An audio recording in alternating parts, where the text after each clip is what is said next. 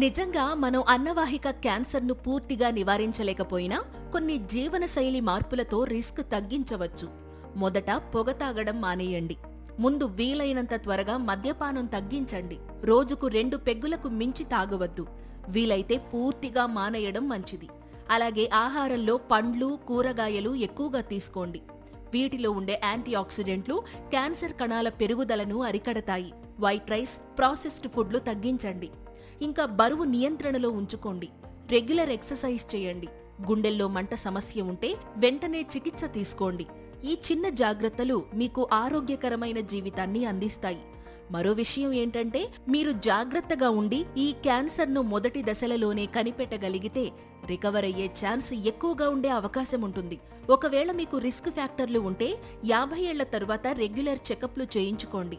Endoscopy test ద్వారా అన్నవాహిక లోపలి పరిస్థితిని చూడవచ్చు. ఒకవేళ మీకు ఆహారం మింగడంలో ఇబ్బంది వస్తే వెంటనే డాక్టర్ను కలవండి.